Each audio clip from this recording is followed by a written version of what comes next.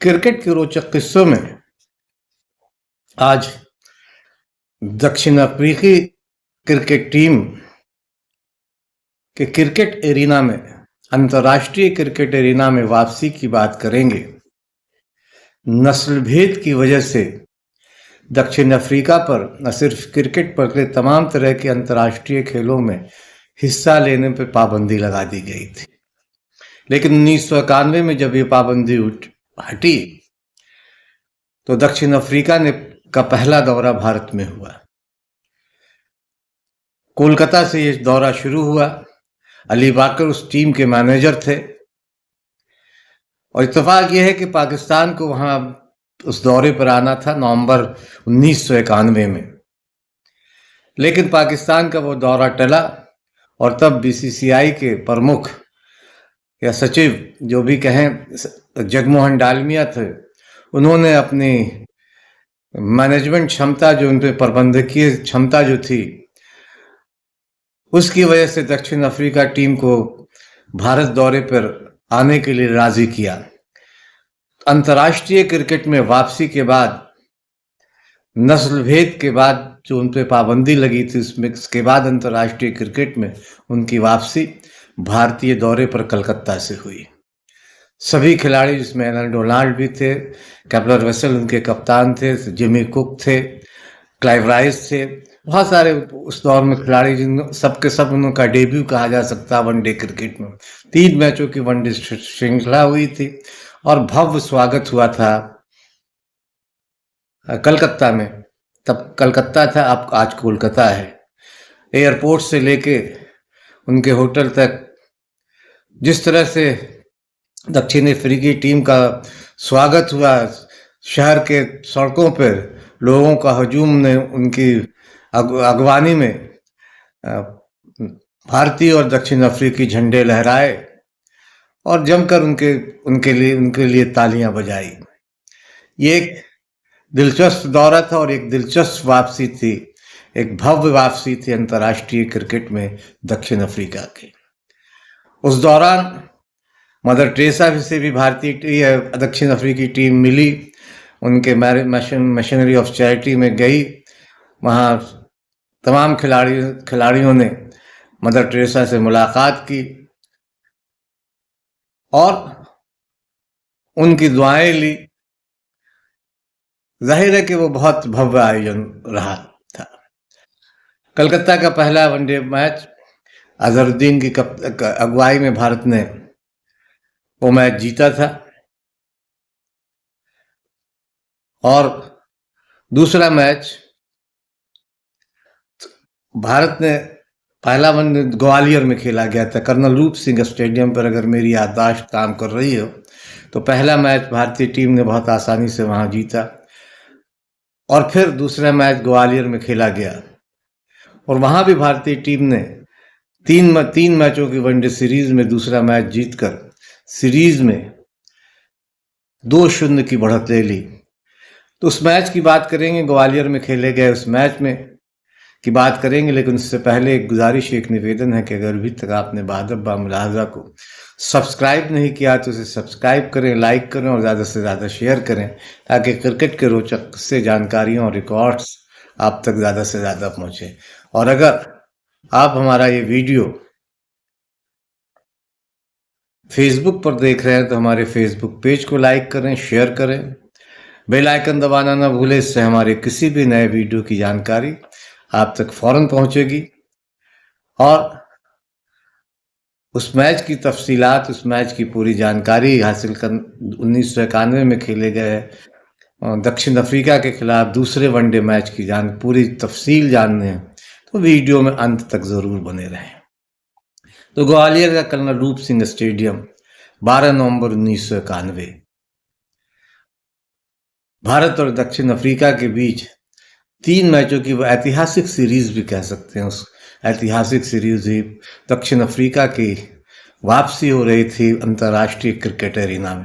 बहुत जब उन पे प्रतिबंध लगा था, अंतर्राष्ट्रीय बरादरी ने नस्ल भेद की वजह से उन पे पाबंदी लगा दी थी, तो बहुत सारे प्रतिभावान खिलाड़ी दक्षिण अफ्रीका के थे जो अंतर्राष्ट्रीय पटल पर वो चमक नहीं बिखेर पाए क्योंकि उन पर पाबंदी लगी थी। लेकिन वो ऐतिहासिक सीरीज भारत ने मेजबानी की और दक्षिण अफ्रीका को अपने यहाँ बुलाकर बेहतरीन बेहतरीन मेजबानी की। ग्वालियर के कप्तान रूप सिंह स्टेडियम में एक मैच खेला गया 12 नवंबर 1991 को, सीरीज का दूसरा मैच।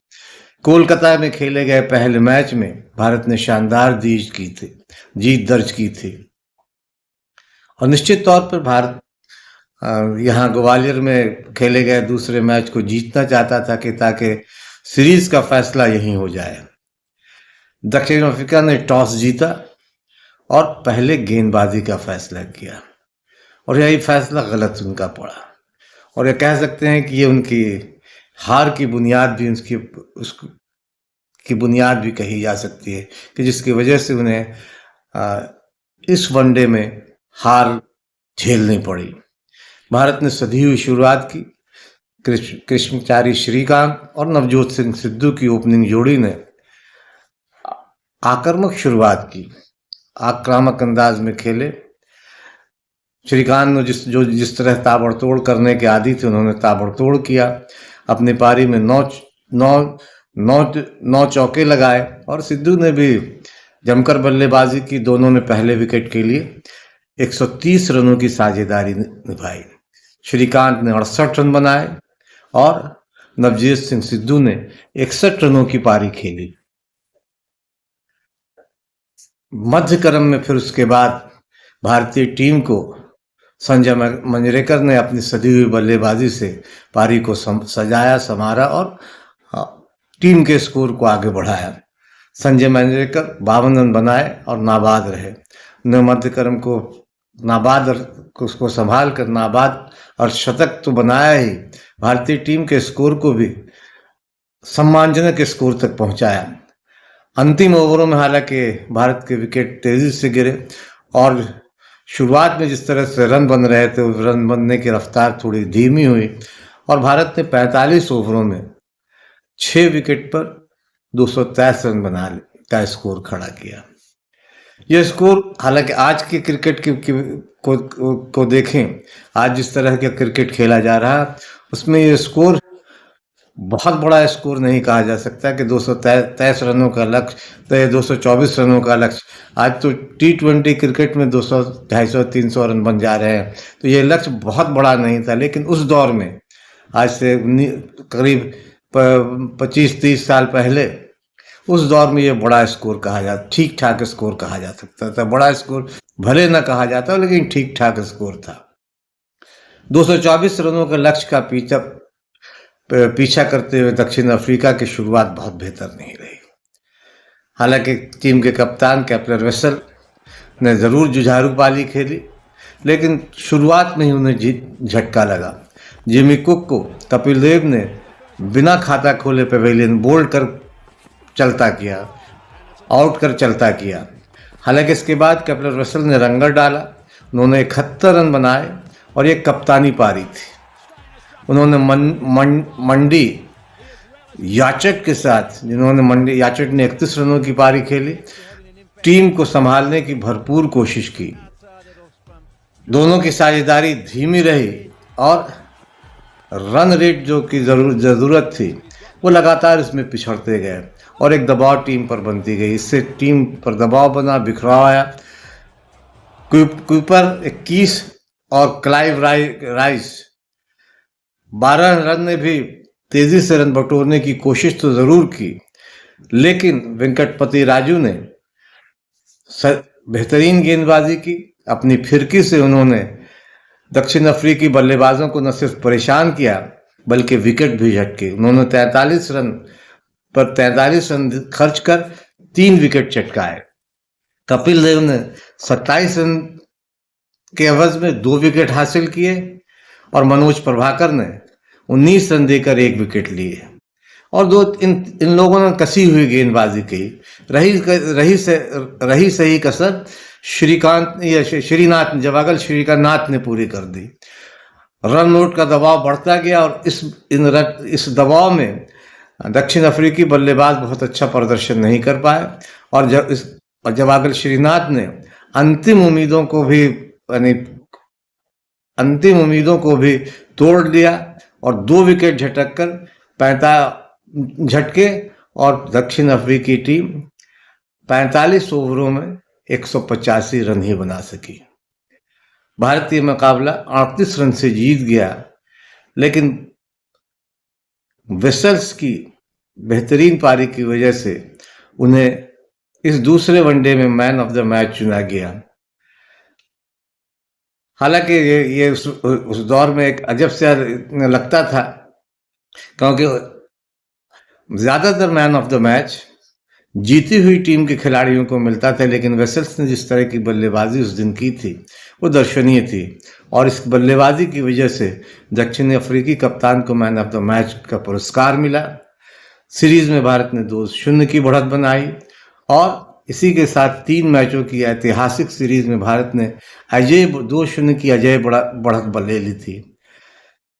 यानी नस्ल भेद की पाबंदी के बाद दक्षिण अफ्रीकी क्रिकेट की अंतर्राष्ट्रीय एरेना में शुरुआत बहुत अच्छी नहीं कही जा सकती, लेकिन फिर भी बाद में दक्षिण अफ्रीका ने जिस तरह के अंतर्राष्ट्रीय स्तर पर अपनी पहचान बनाई, अभी कुछ पिछले हाल में ही उसने वर्ल्ड टेस्ट चैंपियनशिप भी जीता, तो वहाँ प्रतिभाओं की कमी नहीं थी और इसका वो आज हमें देखने को मिल रही है। भारत ने जिस ऐतिहासिक सीरीज की मेजबानी की थी, उस दौर में दक्षिण अफ्रीकी टीम को खेलते देखना एक नए अनुभव जैसा था। क्रिकेट के रोचक किस्सों में आज बस इतना ही। अगली बार हम फिर मिलेंगे किसी नए वीडियो में, नई जानकारी, नए किस्से, नए रिकॉर्ड के साथ। क्रिकेट के कुछ क्लिपिंग्स के साथ यहाँ छोड़े जा रहे हैं।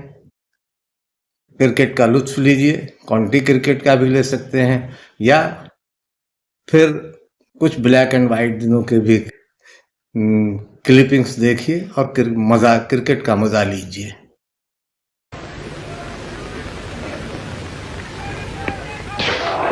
What a ball! Off stump, leaning back, and this is Billy Truman's 10th wicket of the match. What a great bowler! There's someone who admires him, even though it's the other side. Truman to Griffith. Oh, what a good ball! And he's given him out.